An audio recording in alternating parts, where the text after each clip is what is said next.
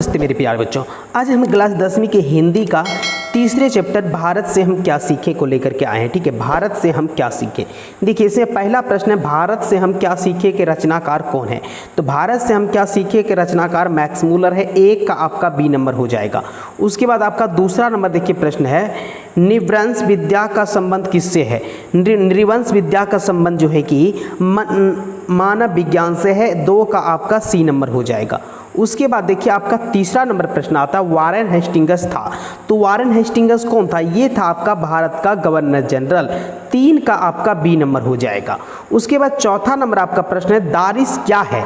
ठीक है, तो दारिस है सोने का प्राचीन कालीन सिक्का। चार का आपका बी नंबर हो जाएगा। उसके बाद आपका देखिए नेक्स्ट प्रश्न आता है आपका पांचवा नंबर प्लूटो का संबंध किस देश से है। तो ठीक है, प्लूटो का संबंध यूनान से है। पाँच का आपका डी नंबर हो जाएगा। उसके बाद छठा नंबर आपका प्रश्न है शाहनामा के रचनाकाल हैं। तो शाहनामा के रचनाकाल 10वीं 11वीं सदी में हुआ था। कब हुआ था? 10वीं से 11वीं सदी में। 6 का आपका बी नंबर हो जाएगा। उसके बाद देखिए आपका नेक्स्ट प्रश्न आता है 7वां नंबर मुंडा किस देश की जाति है। ठीक है, मुंडा किस देश की जाति है। तो यह आपका भारत का है। 7 का आपका डी नंबर हो जाएगा। उसके बाद देखिए आपका नेक्स्ट प्रश्न आता है 8वां नंबर संस्कृत का अग्र शब्द लैटिन में किस रूप में मिलता है। तो लैटिन में किस रूप में मिलता है? इग्निस के रूप में। ठीक है, 7 8 का आपका सी नंबर हो जाएगा। चलिए, उसके बाद आपका 9वां नंबर प्रश्न आता है सर विलियम जोन्स ने भारत की यात्रा कब की थी। तो सर विलियम जोन्स ने भारत की यात्रा 1783 ईस्वी में किया था। 9 का आपका डी नंबर हो जाएगा। क्लियर। उसके बाद आपका 10वां नंबर प्रश्न आता है भारत से हम क्या सीखें। पाठ में नए सिकंदर विशेषण किसके लिए प्रयुक्त हुआ। नए सिकंदर विशेषण किसके लिए प्रयुक्त हुआ? ये हो जाएगा आपका सीमर युवा अंग्रेज अधिकारियों के लिए। 10 का आपका सी नंबर हो जाएगा। चलिए, उसके बाद आपका प्रश्न आता है प्रलमानव। ठीक है, इसमें देखिए आपका है प्रलमानव। ठीक है, का अर्थ क्या होता है?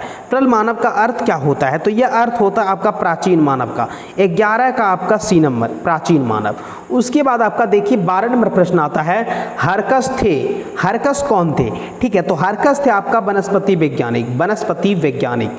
उसके बाद आपका 13 नंबर देखिए प्रश्न आता है मैक्स मूलर का जन्म कब हुआ था। तो मैक्स मूलर का जन्म हुआ था 6 दिसंबर 1823 ईस्वी को। 6 दिसंबर 1823 ईस्वी को। उसके बाद आपका देखिए 14 नंबर प्रश्न आता है मैक्स मूलर का जन्म कहाँ हुआ था। तो ठीक है, तो मैक्स मूलर का जन्म हुआ था आपका डेसाउ जर्मनी। डेसाउ जर्मनी में। 14 का आपका बी नंबर हो जाएगा। उसके बाद देखिए आपका नेक्स्ट प्रश्न आता है 15 नंबर क्या कहता है। 15 नंबर आपका प्रश्न मैक्स मूलर के पिता का क्या नाम था। तो मैक्स मूलर के पिता का नाम था विल्हेम मूलर। 15 का आपका ए नंबर हो जाएगा विल्हेम मूलर। क्लियर। उसके बाद आपका 16 नंबर प्रश्न है मैक्स मूलर को वेदांतियों का वेदांती किसने कहा। तो मैक्स मूलर को वेदांतियों का वेदांती स्वामी विवेकानंद ने कहा था। 16 का आपका सी नंबर हो जाएगा। उसके बाद आपका 17 नंबर प्रश्न आता है कालिदास द्वारा रचित मेघदूतम का पदानुवाद किसने किया था। तो मेघदूतम का पदानुवाद किया था मैक्स मूलर ने। इसीलिए 17 का आपका डी नंबर हो जाएगा। चलिए, उसके बाद देखिए आपका 18 नंबर प्रश्न आता है किसे वाराणसी के पास सोने के सिक्के से भरा एक घड़ा मिला था। ठीक है, वाराणसी के पास। तो ये मिला था वारेन हेस्टिंग्स को। 18 का आपका ए नंबर हो जाएगा। उसके बाद आपका 19वां नंबर प्रश्न आता है कौन प्राचीनतम भाषा है। ठीक है, कौन प्राचीनतम भाषा है। तो ये हो जाएगा आपका संस्कृत। 19 का आपका सी नंबर हो जाएगा। उसके बाद देखिए आपका 20वां नंबर प्रश्न है मैक्स मूलर की मृत्यु कब हुई थी। तो मैक्स मूलर की मृत्यु हुई थी 28 अक्टूबर 1900 ईस्वी को। 20 का आपका डी नंबर हो जाएगा। चलिए, उसके बाद आपका 21वां नंबर प्रश्न आता है मैक्स मूलर ने सर्वविध संपदा और प्राकृतिक सौंदर्य से परिपूर्ण देश किसे माना। ठीक है, तो ये माना गया था भारत को। 21 का आपका सी नंबर भारत हो जाएगा।